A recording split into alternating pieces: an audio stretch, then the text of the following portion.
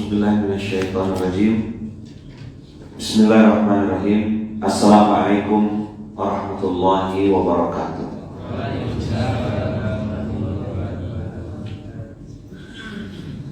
Alhamdulillahirabbil alamin. Alhamdulillahilladzi hadana li hadza wa ma kunna linahtadiya laula an hadanallah. Asyhadu an la ilaha illallah wa asyhadu anna Muhammadar Rasulullah. Allahumma sholli ala sayyidina Muhammad wa ala ali sayyidina Muhammad.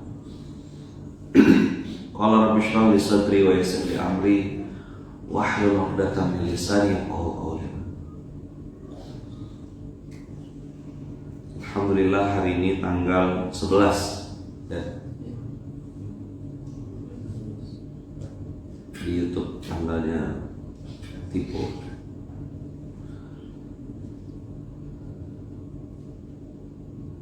Hari ini alhamdulillah kita belajar, dan kemarin kita bahas tentang satu ayat Al-Quran yang itu menjadi pembuka kita pada kesempatan kali ini. Maka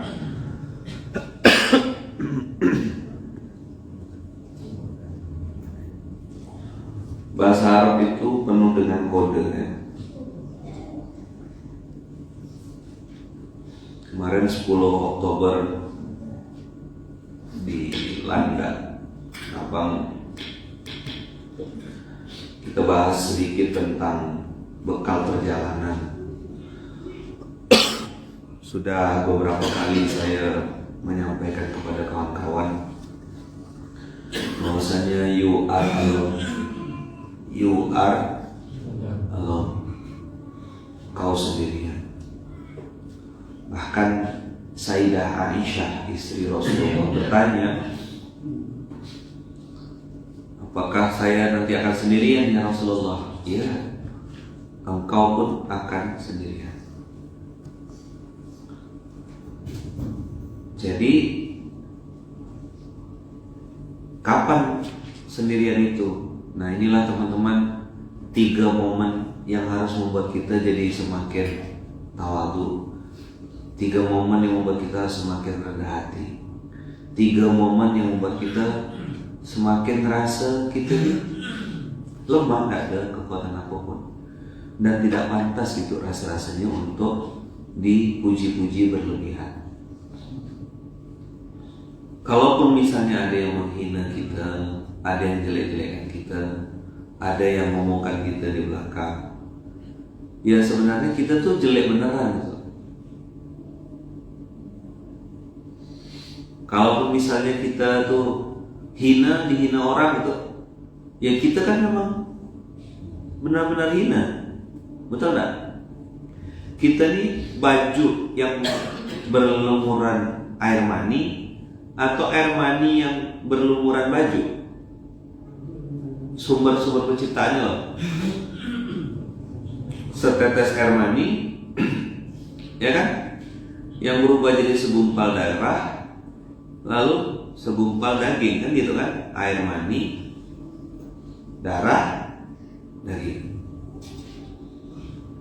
Lalu dipakaikanlah barang-barang yang namanya kain. Dari kapas berubahlah menjadi baju. Namanya kalau istilah Indonesianya sandang. Yang disandang, yang dipakai di baju. Amanah ini? Yes, amanah. Manakah yang menutupi? Ayo, apa yang menutupi? Baju yang menutupi tubuh kita atau tubuh kita yang menutupi baju? Baju. Berarti ada sesuatu yang sedang kita tutupi kan? Ada enggak? Apa? Aurat namanya. Aurat itu apa? Sesuatu yang tidak boleh dilihat oleh orang lain. Punya kita semua aurat? Kakak-kakak punya? Abang-abang punya? Lalu kita tutupi. Sampai di sini bisa paham nggak? Apa?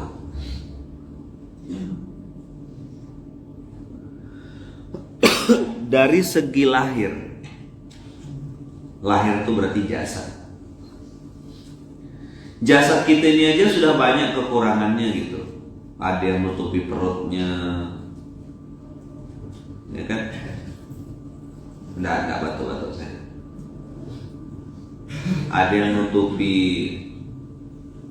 ya sesuatu dalam tubuhnya, macam-macam lah. Ada yang nutupi tato, misalnya bekas tato.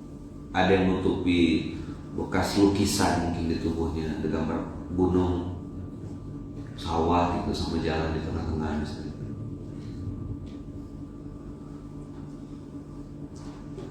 Ada yang pernah cacat atau luka, lalu dia tutupi cacat dan luka itu. Dari situ kita belajar dari segi lahiriah, bagian tubuh itu kita sudah apa? Banyak aibnya. Nah, kalau sudah masuk usia, sudah mulai nutupi rambut yang sudah meninggalkan dunia hitam. Kok meninggalkan dunia hitam, Ustaz? Ya, karena sudah mulai putih.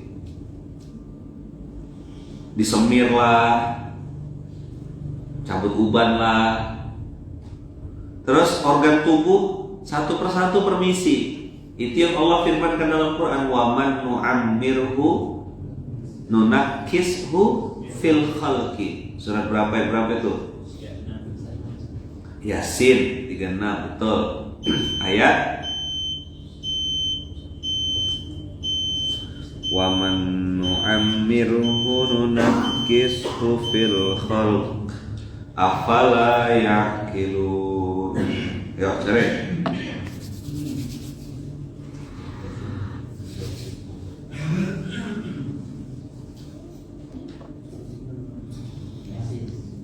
Ya, 36 ayat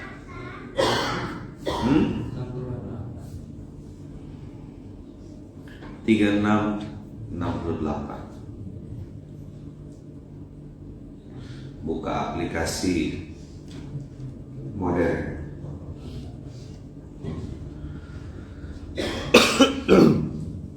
Wa man nu'ammirhu nunakkishu fil khalq afala ya'qilun.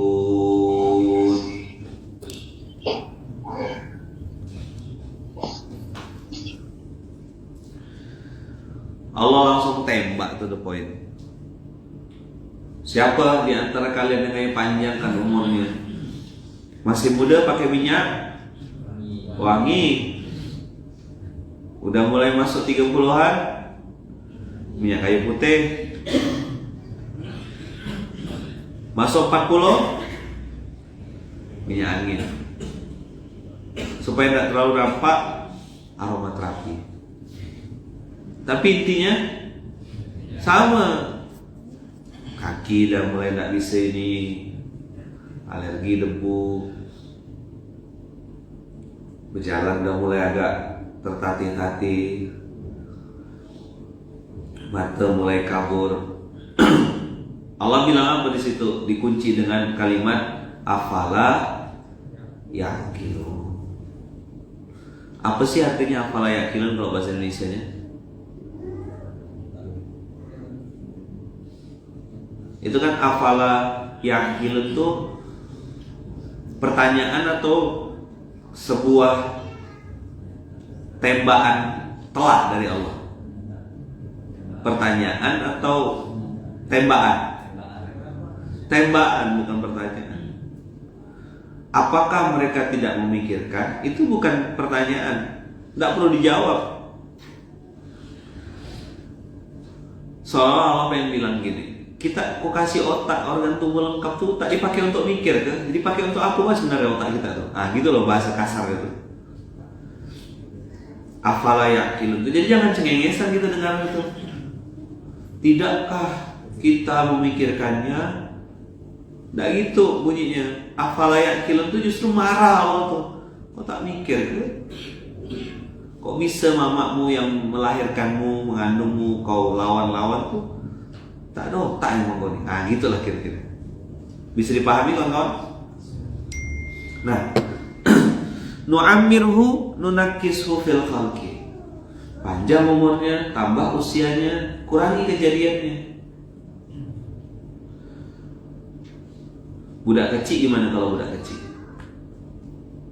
Kalau dapat barang suka pamer. Nah, nanti kalau udah tua pamer gak? Anak kecil tuh kalau keinginannya tidak diturunkan gimana? Nangis dan orang tua sama kan?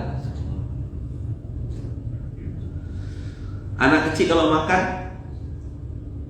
disuapkan. Udah tua? Anak kecil pakai pampers nak, pakai popok nak. Mariam tuh masih pakai saat dia. Nanti kalau udah tua,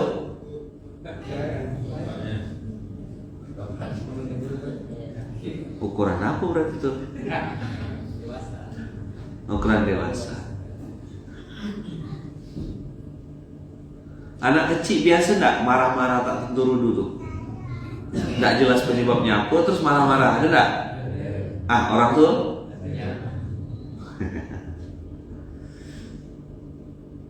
Kalau udah akhir bulan makin jadi. Tak usah akhir bulan Ustaz tanggal 11 nih dah. Mulai tak tentu dulu dah Ustaz. Saya kasih duit saya Ustaz ke istri saya, berharap nanti dia pandai ngatur-ngaturnya. Betul Ustaz, diaturnya semuanya. Best, saya yang temenmu. Nu'ammirhu nunakishu fil khalqi.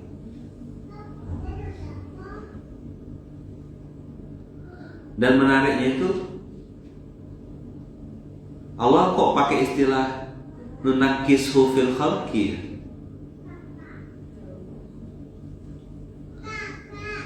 Dikembalikan gitu kepada penciptaan awal. Jadi kalau ibarat handphone itu apa istilahnya kalau kita setting handphone tuh kembali ke settingan pabrik. Nah, default. Apa istilahnya? Default. Kembali ke settingan pabrik. Teman-teman, abang kakak, ayah bunda yang dirahmati Allah, semua kita nih secara lahir dan batin itu akan kembali ke settingan pabrik. Tapi ada yang kembali ke settingan pabrik itu innalillahi wa inna ilaihi rajiun, meninggal di reset. Tapi ada yang kembali ke settingan pabrik karena memang pengen kembali kepada Allah. Kira-kira pilih mana? Kembali karena memang dipaksa Allah atau kembali sendiri?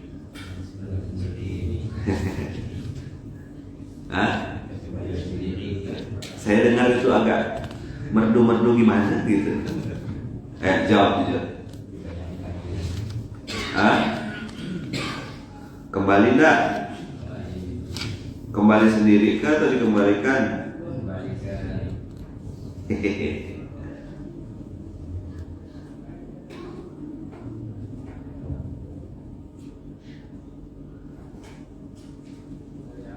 Kembali ke settingan pabrik atau di reset atau default.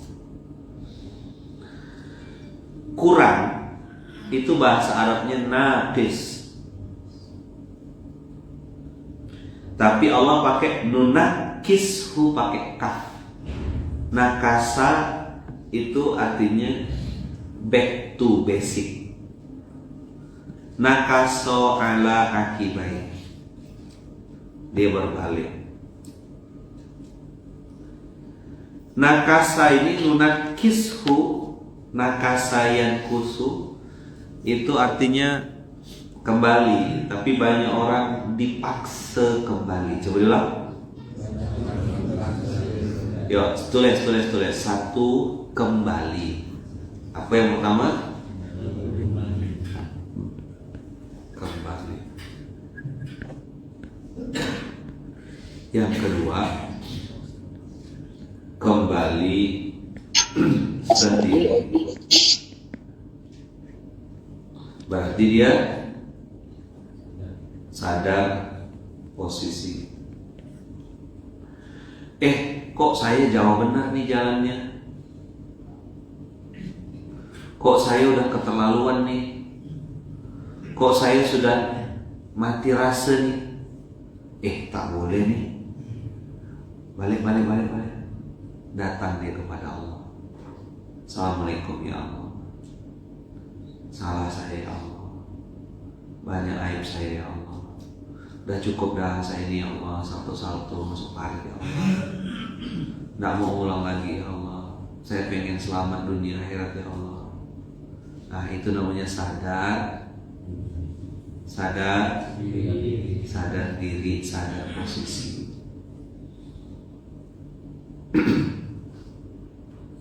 Balik nak?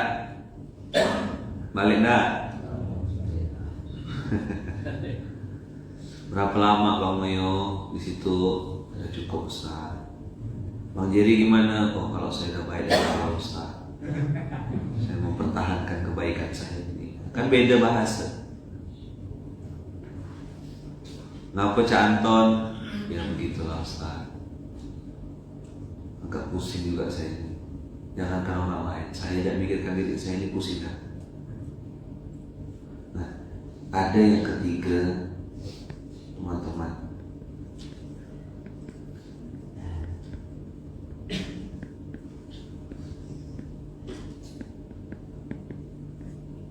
Dipaksa kembali. Dipaksa kembali nih kawan-kawan. Inilah yang membuat orang-orang banyak akhirnya nangis, nunduk, temenung, ya macam-macam. Ada yang jadi soleh. Gimana kok bisa jadi soleh? Muhasabah. Dia introspeksi, dia jadi taat, ya kan, tambah istiqomah. Gara-gara sakit itu jadi dermawan.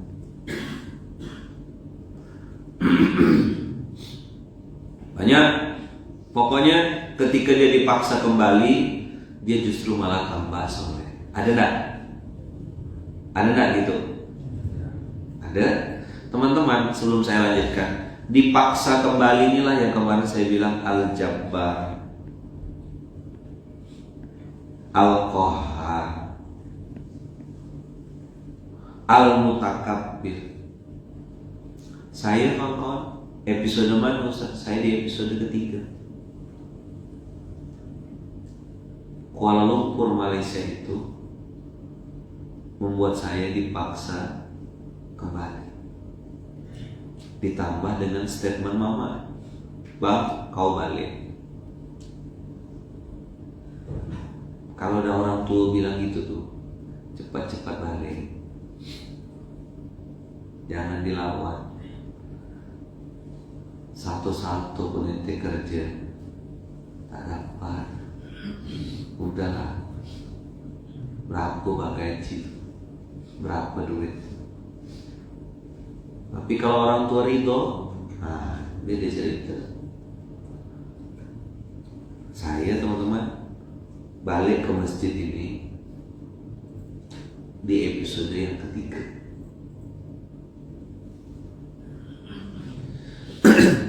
Ingat tadi kita belajar tentang 3 tempat di mana kita sendirian.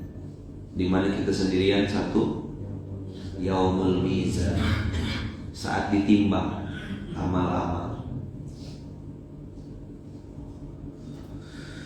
Terus ketika kita dapat catatan amal, Ada yang dari depan, ada yang dari belakang. Betul nggak? Ada yang dari tangan kanan.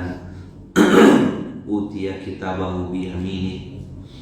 Ada yang utiya kitabuhu bishimali. Ada yang justru malah dilem. Saat itu kita sendiri nggak bisa bawa siapapun, follower, jamaah, sendiri. You are alone.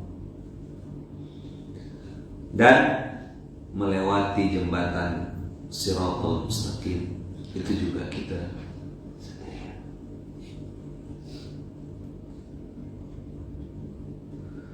Yaumul Mizan, terima catatan Shiratal Mustaqim, jembatan.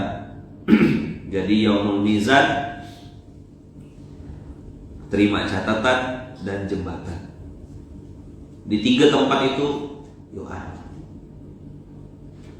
Sebenarnya kalau mau jujur, kita tuh sudah sendirian dari awal gitu.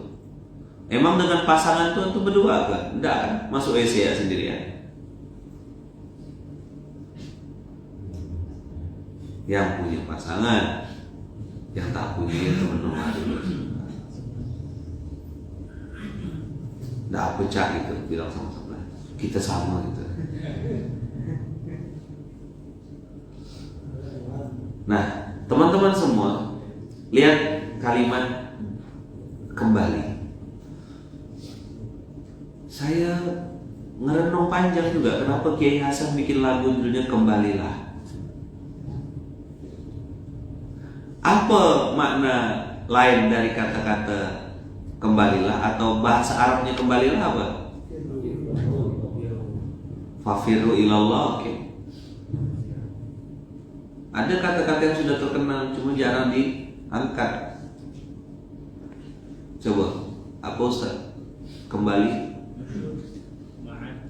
nusyur, ma'ad, terus ada roji'ah.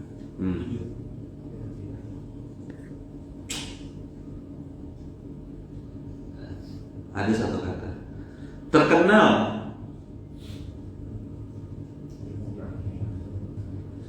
pura-pura mikir coba ya.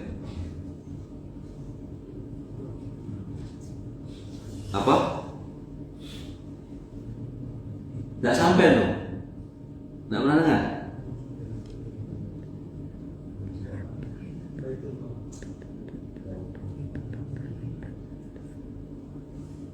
Taubah. Taubat itu artinya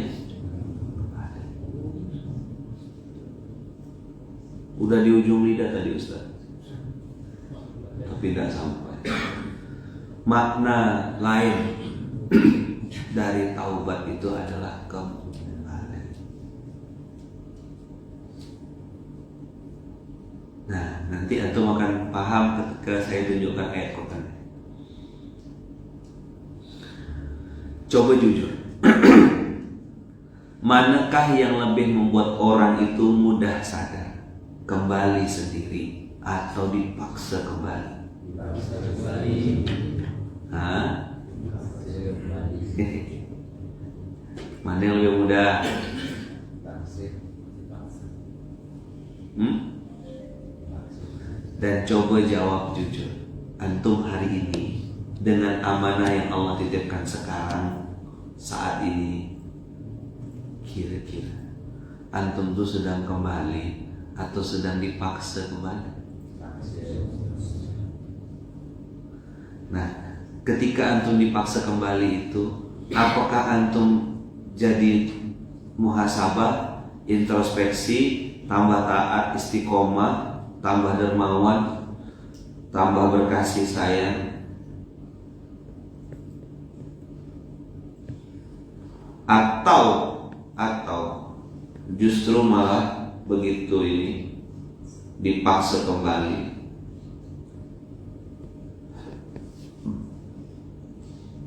jadi semakin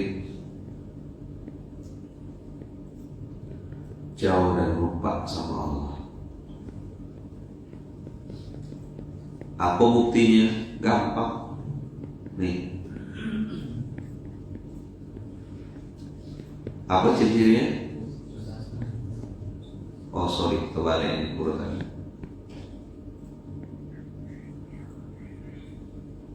putus asa itu nomor 2. Apa? Putus asa nomor 2. Apa nomor satunya? Nomor satunya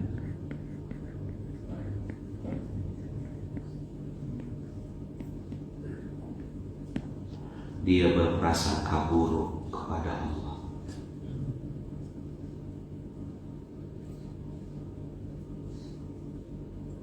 Sampai kedengaran suara asing.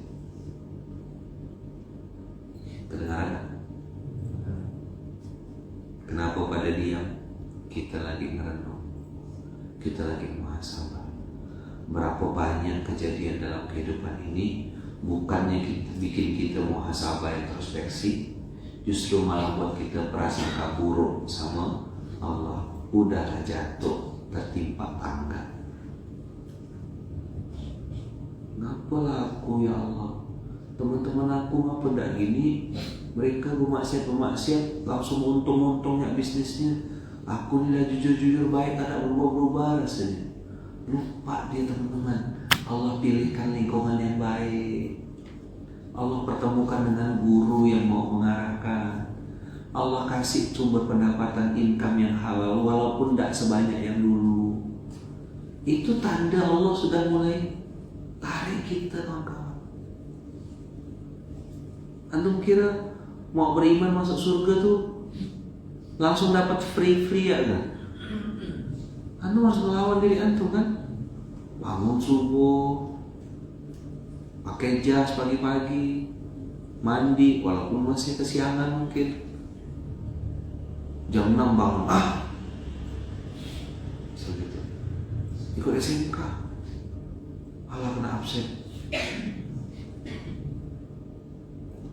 Dipaksa kembali itu kawan-kawan. Itulah tanda-tanda juga Allah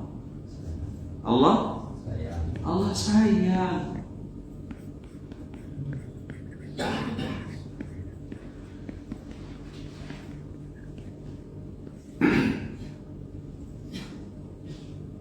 Cuma saat-saat itu teman-teman, setan juga bekerja dengan sangat keras.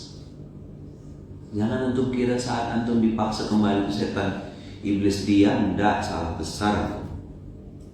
Saat itulah iblis membisikkan, kok Ustaz tahu? Saya ngalami. Pada saat saya memutuskan untuk resign dari tempat kerja saya yang lama, saat itu uang ada, fasilitas banyak. Saya bisa naik pesawat dan tinggal ngomong ya sama bos, sama beliau. Pasti dibelikan tiket pesawat karena saya dianggap anak oleh beliau. Begitu saya memutuskan resign dari tempat kerja itu, satu alasan saya waktu itu, saya pengen belajar hidup, merintis hidup. Saya nggak pengen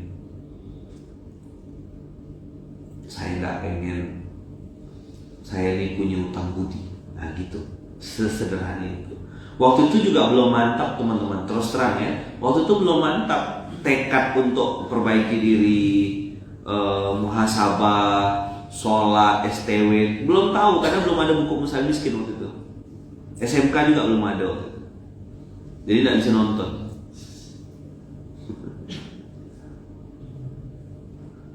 Saya pengen keluar ya, tidak pengen dapat utang budi itu. Nah, pada saat keluar, bukan sehari 2 hari, sejam 2 jam. Kemudian datang si iblis tuh, datang si setan itu. Apa dia bilang? Kau nih tak pandai bersyukur, sudah punya pekerjaan malah berhenti. Mantap gak? Tepuk sebelahnya. Mantap gak gitu?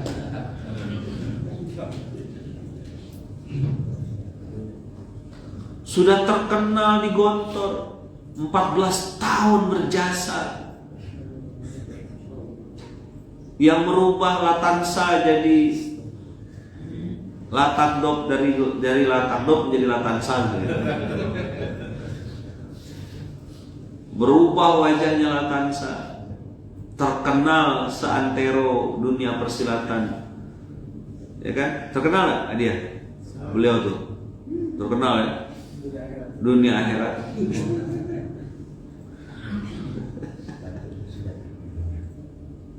Calon ring 1.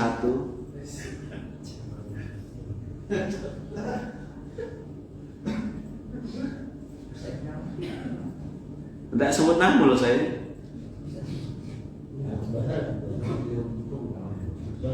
Terkenal. Mungkin kalau ustazah tuh nengok tuh langsung histeris lah gitu ya.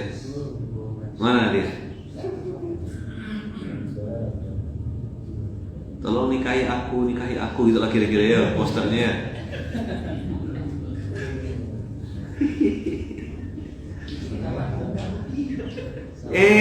Udah mau ngelamar di Malaysia, udah bikin dapat offer letter Malaysia, kena suruh balik Pontianak. Apalah dia bilang, mana level aku Pontianak? Hah? Iya, bilang malu lah, udah terkenal se Indonesia, mainnya udah nasional, udah. Terus menuju internasional. Bawa ke Pontianak. Udah sini. Saya tahu dia tak terima. Saya tahu dia marah. Kalau abang suruh yang lain saya oke bang. Tapi sudah balik Pontianak nih. Mau ngapa saya di sini? Saya ini udah kelasnya internasional. Telunjuk saya ini mutasi orang, pindah, tempeleng. Siapa? Tidak tahu saya. Itu cari ya nanti. Semua orang kalau ketemu beliau tuh langsung hormat.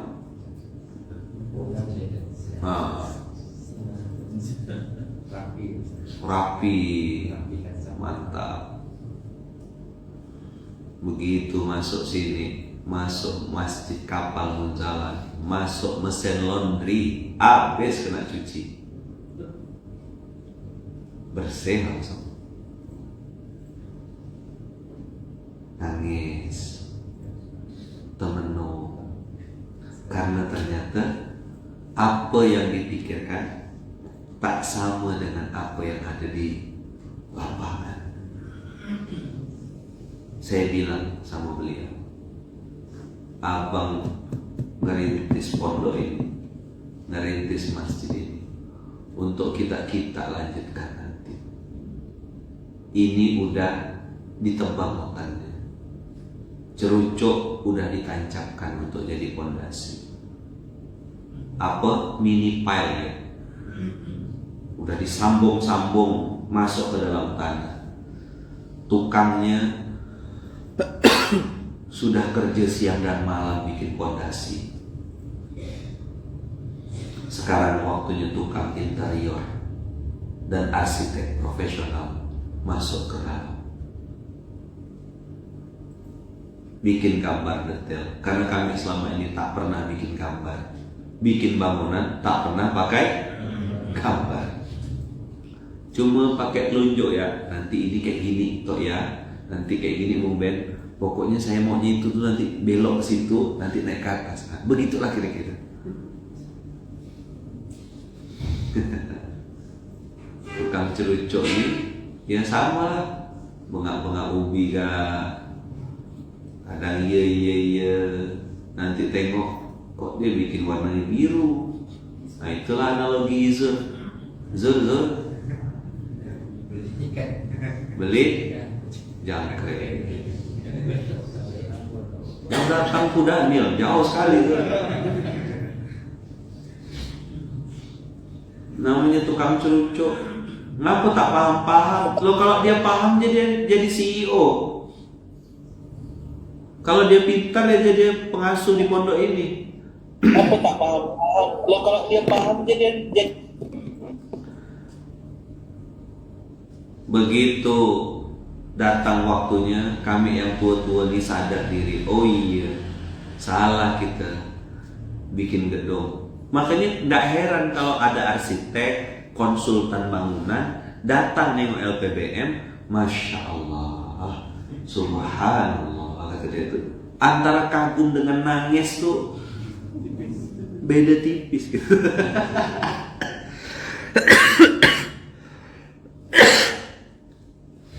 Apalagi dikasih tanggung jawab, suruh bangun, tak ada duitnya. Ini gimana sih? Udah sama saya 21 tahun bersama, tapi baca otak saya tak sampai. Karena memang tak ada di otak saya itu, tak ada file apa-apa gitu Bang. Jadi pakai apa dong? Tak pakai otak? Iya dong, tak pakai otak. Maka kemarin begitu datang tim arsitek, teman-teman konsultan, bikin gambar. Oh, begini rupanya cara bikin bangunannya saya bilang. Jadi yang udah berdiri ini Ustaz, ada pakai gambar, pakai feeling ya, kayaknya betul-betul. Jadi asal jangan dicampurnya tepung dah oke lah.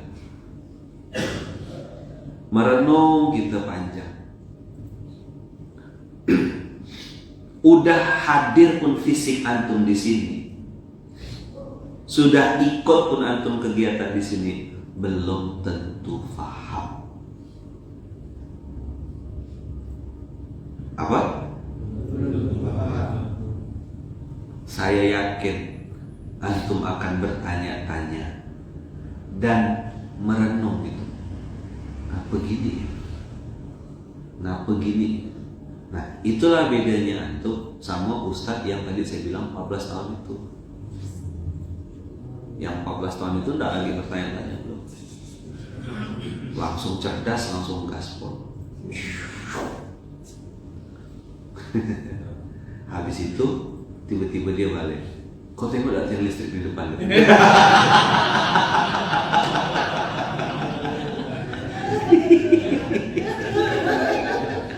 Karena dia ngerasa dia pintar, dia pikir apa? Dia pintar, kan botak depan, botak belakang. Botak depan pikir, botak belakang pintar. Dia botak depan belakang, berarti laju, ada yang nanya-nanya. Oh ini sih sama kayak dulu nih. Latan saya bisa saya taklukkan, dia cuma ini. Wah, mulailah dia akrobat, salto. Tahu-tahu balik. Bang, abang tengok ke tiang listrik di depan.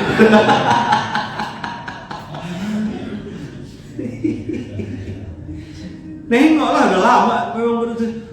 Saya tidak nengok, banyak saja.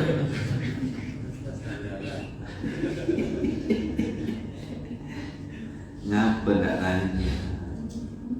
Ini bukan gontor, gontor bukan munzalan, munzalan bukan gontor, beda. Oh, jamaah ini suka Dracula is back. Nanya tidak mau, diarahkan tidak mau gak? Gimana manusia begini nih? Mau pakai gaya dia seorang. Ustadz bicarakan siapa? Ya entah, nggak ada. Ini hanya cerita-cerita ya, cerita. Nggak boleh sebut nama.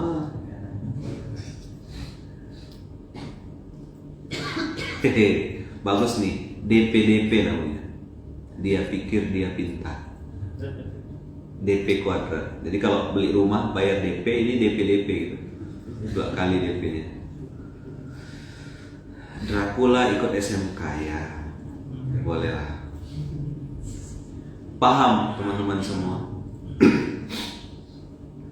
Masuk ke pondok ini nggak nanya-nanya. Masuk ke internal pakai persepsi sendiri. Nggak nanya sama yang paling tahu. Tanyalah sama yang paling tahu. Siapa orang paling lama di sini? Antum tanya sama beliau, bagaimana sejarahnya ini? Bagaimana sejarahnya ini? Kenapa ada hukum begini? Kenapa diginikan? Tanya sama yang tahu dan ngerti, bukan tanya sama yang bengak-bengak ubi, nggak paham. Jangan antum bikin kesimpulan seorang. Nggak sampai otaknya. Nah, kalau mau tanya pengalaman, tanya sama Ustadz yang 14 tahun tadi. Saya panggil ke rumah, saya marahkan. Salah ente sih.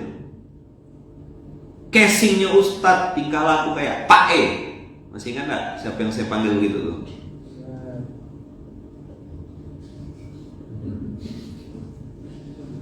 Casingnya, tingkah laku, amaliat, Pak E. Nggak punya roh, nangis. Nggak ada tisu tuh, pakai anduk basah saya kasih. Salah, nggak boleh begitu. Bes ya makan. Terdiam. Iya Pak, kami pun rasanya begitu juga. Yang satu nangis gak rumput sebelah. Kita ngawan kan? Rumput itu ngawan kan? Ngawan kan nangis maksudnya. Apakah langsung paham saat itu juga? Enggak, masih ada lagi 2, 3 ya improvisasi. Oke, kita coba gaya baru kata dia. Nah, mulai gaya baru. Gaya apa sekarang? Lumba-lumba dilanda asmara. Ya, mulai gaya lumba-lumba dilanda asmara. Berhasil? Enggak. Panggil lagi, aja lagi dulu. Tak bisa begini. Terus ujung-ujung bilang, jadi bang, kami udah puas dah bang pakai cari ini cari itu, ternyata tidak berhasil bang. Terus gimana yang berhasil? Pakai hal-hal basic pokoknya, SOP makan, SOP ini. Saya kalau ikutkan gaya Melayu, saya bawa kayu belian itu saya pangkung ke kepalanya, pang gitu, terus bilang kan aku udah bilang dari dulu.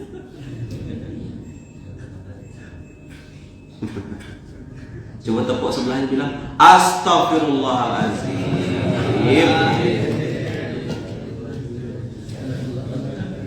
Kurang lembut kepalanya nih. Coba bilang.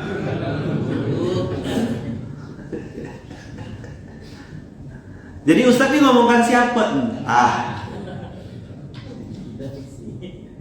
Ya, pegang lagi kepala suaranya. Astagfirullahaladzim. Salah saya. Ketemu dah tersangkanya siapa? Ketemu dah. Masa mencari-cari orang sih? Siapa tuh yang saya bisa ngomongkan? Diri sendiri. Nah, gitu tuh. Itulah DP-DP, dia pikir dia pintar. Enggak, kok tak pintar. Nah sekarang teman-teman memahami pondok ini, memahami masjid ini, kegiatan yang ada di sini, harus tanya sama foundernya, tanya sama yang membuat, tanya sama yang merintis, tanya sama yang paling lama, konsultasi. Iya, lu tukang interior, betul. Tanya dong sama tukang fondasinya juga. Ini dulu pakai besi berapa, kan gitu. Nah, untuk urusan dunia dan pondok, kita harus bertanya pada orang yang lebih dulu. Sudah paham sampai sini? Sekarang bagaimana dengan kehidupan di dunia ini gitu loh, yang banyak sekali teka-tekinya. Di pondok Munzalan yang kecil begini saja banyak hal yang kita tidak paham, apalagi dunia sealam semesta ini banyak yang kita tidak paham. Bertanyalah pada pendirinya, foundernya. Siapakah yang menciptakan semua ini? Allah. Di mana dapat ilmunya? Dalam Quran. Bisa dipahami sampai sini? Nah, harus pakai Ustadz 14 tahun dulu mutar-mutar ngomongnya. Baru dipahamkan. Itulah namanya belajar. Paham Ustadz? Sudah dapat sesuatu. Dan saya teman-teman, dengan izin Allah, sering sekali dapat kalimat, maafkan saya Ustadz, dulu mandai-mandai. Iya. Maafkan saya Ustadz, dulu coba pakai cara-cara saya seorang. Iya. Kenapa Ustadz gak marah? Allah aja gak marah sama kita. Kan Allah juga begitu.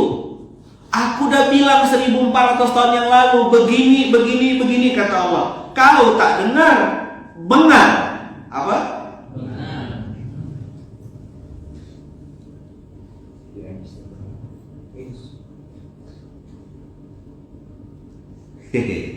Pagi-pagi, wah ini kasih hadiah 100.000. Wahyu STWN. Pagi-pagi rambut dikuncir, siang-siang rambut diputar. Dia pikir dia pintar. 100.000. Tolong Bang Denny hubungi, kita kasih hadiah. Foundernya Allah Subhanahu wa Ta'ala. Apakah si Fir'aun itu dia pikir dia pintar? Yes. Apakah Qarun itu dia pikir dia pintar? Yes. Abu Lahab, Abu Jahal dia pikir dia pintar? Yes. Aku lebih pintar dari Muhammad. Muhammad itu bukan siapa-siapa. Kisah-kisah Fir'aun, Musa itu asatirul awalin, cerita-cerita zaman dulu, Pak. Tidak harus kan benar. Oh, begitu cara mereka berpikir. Maka antum datang di pondok ini, duduk di sini, bertanyalah kepada yang lebih tahu, bukan yang sok tahu. Nah, ini kata kunci. Apa?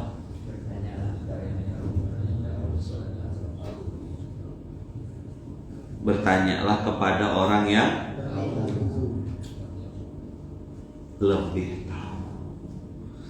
Antum tidak akan pernah bisa bertanya kepada orang yang lebih tahu kalau antum merasa lebih tahu juga. Saya ulang sekali lagi, kalau di notes kata kunci ini, antum tidak akan pernah bisa bertanya kepada orang yang lebih tahu kalau antum merasa lebih tahu. Bikin kesimpulan sendiri, bikin fatwa sendiri, bikin statement sendiri, pakai gaya-gaya antum seorang. Masuk paret dah? Masuk paret dah? Mau coba dah? Udah. Iya ke?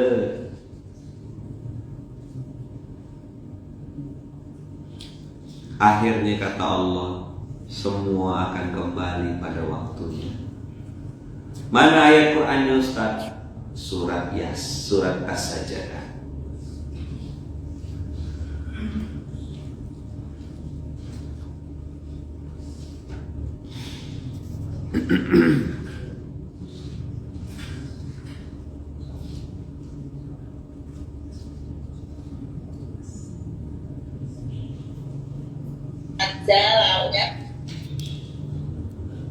Antum tidak akan pernah bisa bertanya kepada orang yang lebih tahu kalau antum merasa diri antum lebih tahu.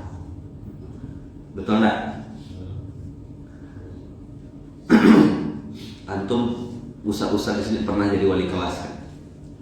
Terus punya santri gitu, tiba-tiba bilang, Ustaz, antum tahu enggak fi'il mudhari itu apa gitu? Itu santri suluknya mukalaf enggak habis itu. Sama kayak manusia bilang gini, ya Allah, kau tahu enggak rezeki itu gimana? Pokoknya kita kerja keras, mengandalkan otak, pintar, kita pasti dapat rezeki. Kata Allah. Dibantai enggak yang kayak gini? Jangan coba-coba, dibantai boy. Ustaz ngomong gitu, saya udah pernah. Saya sudah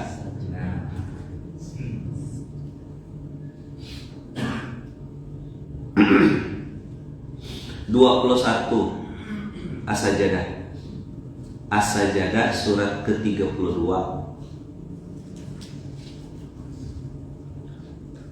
ayatnya ayat 21.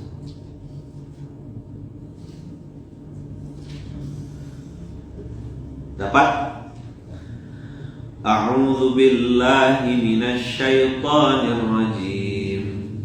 Bismillahirrahmanirrahim. Walanudhiqannahum minal 'adzabil adna dunal 'adzabil akbar akbar la'allahum yarji'un.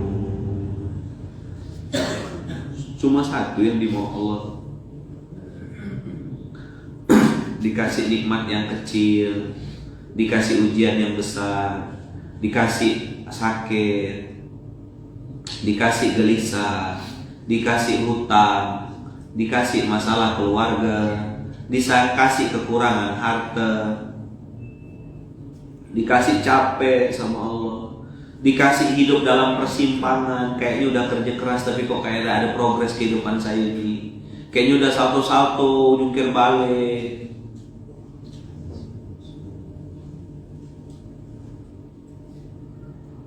Saat itulah Allah bilang, udah waktunya kembali. Kalau kembalinya masih ke dunia teman-teman, masih ke masjid, masih di majelis ilmu, masih kumpul sama orang-orang soleh, beruntunglah, bersyukurlah. Masih dengar SMK misalnya gitu, masih baca Quran, masih bisa ngambil wudhu setelah sekian tahun tidak pernah wudhu, bersyukurlah. Itu karena Allah saya. Bapak gimana Pak? Saya sakit. Tapi Bapak bisa sedikit sekarang. Alhamdulillah. Walaupun kondisi sakit saya sekarang ini lebih parah daripada sebelumnya, tapi membuat saya bisa berzikir kepada Allah, bisa membuat saya lebih muhasabah, bisa membuat hati saya jadi lebih lembut. Saya dulu susah nangis Ustaz, bahkan saya tidak ingat kapan terakhir saya nangis.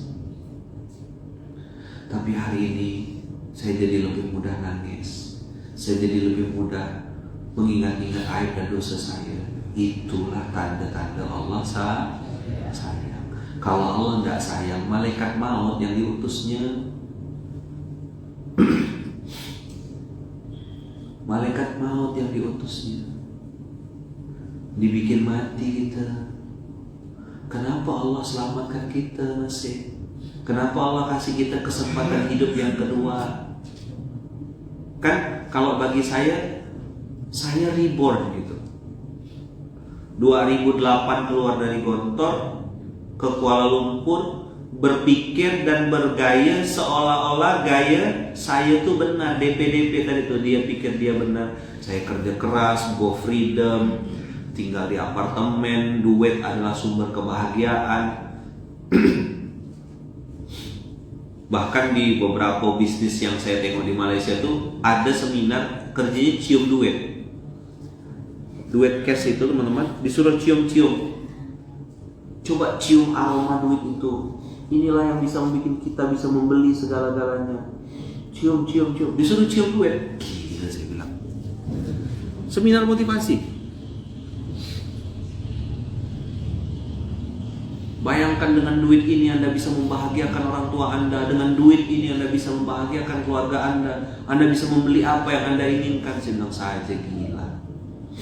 Itu resmi loh, seminar, betul-betul seminar. Muslim, non-muslim ikut semua. Bayangkan tuh. Dan itu saya nengok di Malaysia.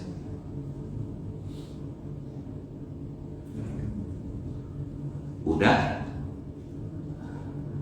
Begitu saya balik ke Pontianak, mulai ngerintis warung klinik dulu, ya kan?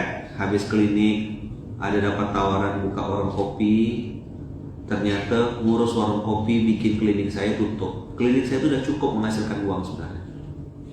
Kan saya tuh bikin klinik dulu, rumah terapi. Kenapa disebut rumah terapi? Karena terapinya di ruang tamu, di rumah. Bang Iwan Bikers, Kak Ita, itu pasien-pasien awal. Bang Beri, Kak Ella. Dulu rumah saya tempat ngumpul, udah terapi situ. Di situ sambil terapi, pintu masuknya terapi, sambil diajak tausiah. Saya ajak mereka berhenti dari MLM, berhenti dari usaha yang saat itu Macam-macam lah bisnis mereka tuh. Udah beres, dapat tawaran Tok Haji. Ambil Tok Haji. Saya berpikir ini mudah-mudahan warung kopi bisa dapat income lebih. Alhamdulillah, justru warung kopi itu yang menimbulkan saya bikin jadi punya utang. Karena fokus ngurus Tok Haji, klinik terbengkalai. Yang sudah jelas-jelas dapat duit, saya tinggalkan. Mulai sesuatu yang baru, Fata Morgana tadi itu. Belum paham. Tapi itulah Allah yang maha baik. Saya tidak pernah menyesali Tok Haji. Kenapa? Karena wasilah Tok Haji itu saya belajar tauhid. Saya punya utang saya diikhlaskan, dilunaskan. Saya belajar tauhid di situ. Saya jualan udah salto-salto, pakai strategi macam-macam, tidak laku-laku juga. 6 porsi jualan bubur. Di situ saya belajar, oh ada kekuatan lain. Kekuatan itu bernama Allah. Ada zona yang saya harus pindah. Zona itu zona tauhid.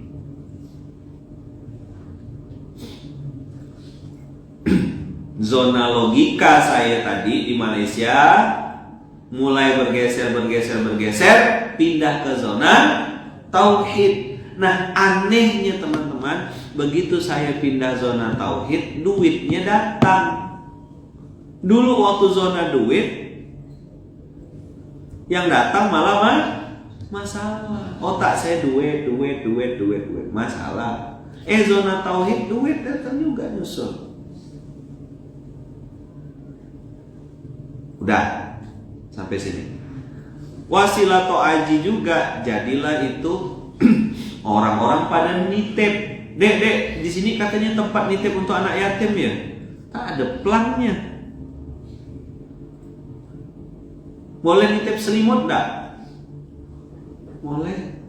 Bingung gitu tapi bilang boleh itu bingung. Boleh enggak nitip nasi kotak di sini? Nanti tolong antarkan ke panti asuhan. Dari mana orang ini dapat kabar? Saya kira mau beli kopi. Dek, kata dia. Adik bisa ngantarkan bantuan ini enggak?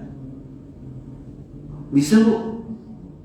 Panggillah Ompi, panggillah Pras. Gimana kita ngantarkan barang? Belum ada transport. Izin 01, 02 siap. Enggak ada. Aneh 01, 02 kosong yang ada. Dan di situ saya, oh inilah cikal bakalnya Baitul Mal. Maka adalah yang namanya Baitullah Munzalan Mubarakan. Tak ada santri, tak ada jamaah. Anjing, angse yang lewat. Gimana tuh ya? Kita jemput. Kalau ada bantu pernah dengar masjid Jogokarian itu pakai undangan, kita jemput ke rumahnya. Gila gak? Baitul Quran SMK subuh menggapai keberkahan bertiga, berdua. Saat itu pun saya tak yakin gak dia paham atau tidak apa yang saya omongkan. Yang kedua, saya pun tidak yakin juga dia percaya dengan apa yang saya omongkan. Paham Mas? Catat baik-baik ya. Saat antum sedang merintis sesuatu, saat apa? Sedang merintis sesuatu, orang yang di depan antum, satu, belum tentu percaya. Yang kedua, belum tentu paham. Aneh betul masjid kecil dalam gang ngomong Indonesia. Aneh betul masjid kecil dalam gang bicaranya ngasih makan orang lain. Lah yang ngomong jak masih lapar, yang ngomong jak bukan ustadz terkenal, tak punya follower. Gimana orang yang di depannya karena menghargai ya? Toh ya, karena tak enak ya. Mau tahu malah dengar tausiah saya itu. Nah, antum-antum yang hari ini di fase merintis, di fase-fase memulai, janganlah terburu-buru dan tergesa-gesa. Pengen semua orang langsung paham, pengen semua orang langsung percaya. Bahkan itu bukan kerja kamu. Kau mau dipercaya orang, buktikan. Tunjukkan dengan karya. Paham kira-kira? Paham? Apakah sudah besar orang langsung percaya? Enggak juga ternyata. Berarti revisi dari catatannya. Saat antum sedang merintis, melakukan, berbuat, bergerak, dan sudah berhasil sekalipun, orang belum tentu paham dan belum tentu percaya. Paham sekarang? Sengaja saya bikin begitu flow-nya. Jangan sampai antum berpikir kalau antum sudah membuktikan, menunjukkan dengan karya, punya karya hebat, punya karya orang langsung percaya. Salah ente boy.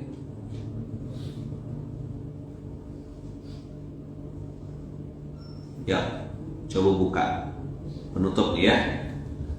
Surat 6 ayat 1 111 sebagai penutup pagi hari ini. Apa ayat 6 surat 6 ayat 111? Walanudhiqannahum minal adzabil adna dunal adzabil akbari la'allahum yarji'un. Tadi udah kita bahas. Sekarang lompat dari surat As-Sajdah 21 lompat ke 116. Kan dari la'allahum yarji'un. Antum lihat ayatnya. Walau annana nazzalna ilaihimul malaikah wa kallamahumul mauta. Terus wa hasyarna alaihim kulla syai'in qubula ma kanu liyu'minu illa ayyasha Allah walakinna aktsarahum yajhalun walanudhiqannahum minal adzabil adna. Itu As-Sajdah bilang suruh kita balik. Kenapa balik ke Allah? Supaya tidak kecewa. Kenapa supaya tidak kecewa? Lihatlah tingkah laku manusia. Antum berbuat sesuatu, pengen membuktikan di hadapan manusia, antum buang-buang waktu dan bodoh balik. Titik. Itulah kesimpulannya. Dah pas 1 jam. Jangan pernah antum melakukan kebaikan untuk menunjukkan bukti kepada manusia. Jadi Ustaz tadi bilang suruh buktikan. Buktikan ke siapa Ustaz? Tunjukkan dengan karya kepada siapa? Kepada Allah. Itulah yang disebut di surah Al-Mulk, Alladzi khalaqal mauta wal hayata liyabluwakum ayyukum ahsanu amala. Jangan pernah buktikan karya antum kepada makhluk, kepada manusia, nanti antum kecewa. Tunjukkanlah karya terbaik antum kepada Allah. Ya Allah, lihat. Ya Allah, saksikanlah. Tunjukkan. Kenapa gitu Ustaz? Nah, antum garis bawahi. Wa asyarna alaihim kulla syai'in qubula. Coba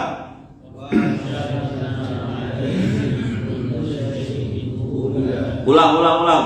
Wa hasyarna alaihim kulla syai'in qubula. Wa hasyarna alaihim kulla syai'in qubula.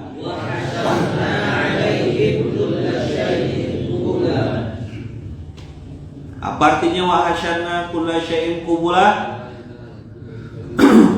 Kami kumpulkan segala sesuatu ke hadapan mereka. Mobil dipajang, motor di display. Laporan keuangan mudah, laporan karya sudah, distribusi maksimal sudah, paskas-paskas sudah di display. Apakah itu bikin mereka percaya? Tidak. Lalu kau mau membuktikan sama mereka? Bodoh, jahil, merokok. Ustaz kok ngomong gitu? Lah, Nabi Muhammad tuh apa enggak punya mukjizat? Punya mukjizat tak? Nabi-nabi yang lain dikasih mukjizat tak sama Allah? Apakah membuat mereka beriman? Tetap tidak. Maka liyu'minu illa ayyasha Allah. Tetap saja tak beriman, boy. Lah, lalu kenapa tetap dipajang, Ustaz? Kenapa tidak dilakukan, Ustaz? Siapa tahu ada yang beriman. Jadi nengok barang-barang begitu baru beriman. Abu Sofyan awal-awal beriman tak? Nggak, belum beriman dia di awal. Tapi setelah nengok Islam hebat, boleh gak beriman dia? Yang join Munzalan awal-awal ada, tapi yang join terakhir-terakhir banyak juga. Setelah nengok bukti, saya tidak kepikir untuk buktikan di hadapan manusia ke hati kita. Dan gaya saya makin strict sekarang. Paskas-paskas kalau dulu diajak, dilus-lus, ayo gabung yuk kita mikul beras dekat-dekat sama Rasulullah. Sekarang gimana? Sekarang gimana? Hah? Bawa rotan. Mau ikut ayo, nggak mau ikut apa? Kita keluar ya dari paskas nih. Daripada nyampah-nyampah kita, bikin gerakan seorang lebih bagus. Jangan pakai nama-nama GIB. Bikin sendiri. Anu kan pintar, saya bilang. Bikin seorang. Saya ridho. Bikin. Pisahkan diri. Paham? Oh, nggak mau ikut? Saya lepas. Kau improve seorang. Bikinkan pondok amal usaha Indonesia bisa gitu.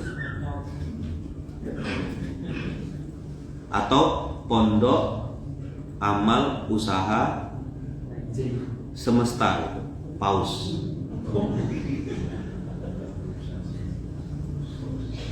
Bikin seorang gitu. Dia kiainya, dia foundernya, dia karyawannya, dia gak tukang printer, dia gak tukang beli ini. Bikinlah seorang. Dia gak yang belinya. Wa hasyarna alaihim kulla syai'in kubra.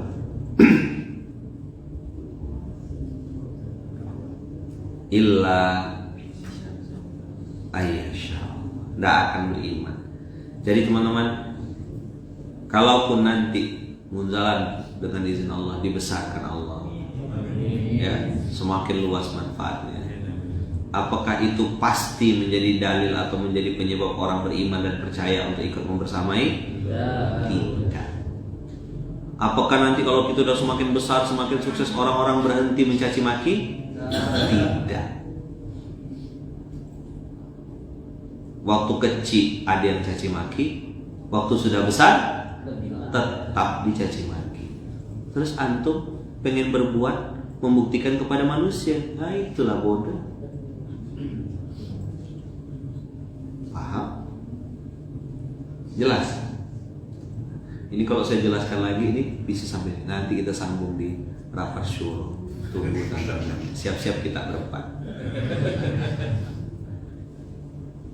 Pokoknya nanti tuh pegang kepala. Astagfirullah. Tak paham rukun kami selama ini. Kami pikir kami paham. Materi hari ini tuh itu ya.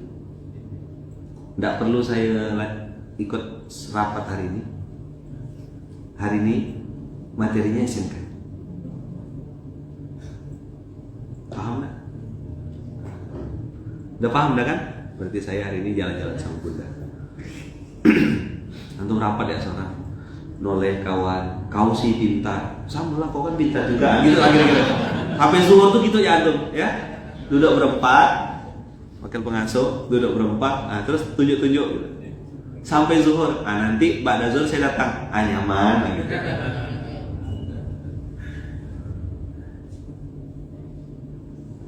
Ngapa wakil pengasuh dulu Ustaz? Iya. Sebelum yang lain-lain harus dimulai dari yang 4 orang dulu. Berdelapan syuro. besok lanjut lagi, lusa lanjut lagi. Dan antum lihat nanti, ketika kita sudah duduk sehati, sudah sama takrifnya, sudah sama definisinya, sudah tahu mau kemana dan kita ada di mana, antum lihat kita akan jalan jauh lebih kompak, jauh lebih semangat, jauh lebih rapi. Itu yang disebut wihdatul hadaf. Punya tujuan yang sama, punya cita-cita yang sama. Dari atas sampai bawah sama frekuensinya, sama tujuannya, sama cita-citanya, sama goal settingnya. Nanti kita akan ketemu gandengan tangan, jalan sama-sama. Allahu Akbar. Itu yang bisa saya sampaikan hari ini. Terima kasih banyak. Jazakumullahu ahsanal jazaa. Barakallahu fikum, berkah selalu. Semoga Allah ampuni segala dosa dan kekurangan kita. Jazakumullahu khairan. Jazakumullahu khairan. Kita tutup dengan hamdalah. Alhamdulillahirabbil alamin. Subhanakallahumma wa bihamdika asyhadu an la ilaha illa anta astaghfiruka wa atubu ilaik. Bismillahirrahmanirrahim. Tawakkalna 'alallah, la haula wa la quwwata illa billahil aliyyil azim. Tolong doakan saya, doakan istri saya, doakan anak-anak saya, doakan kami sekeluarga, dan kami insyaallah sekeluarga tidak akan lupa dan tidak akan lepas mendoakan abang, kakak semuanya. Barakallahu fikum, berkah selalu. Terima kasih. Jazakumullahu khairan. Jazakumullahu ahsanal jazaa. Assalamualaikum warahmatullahi wabarakatuh.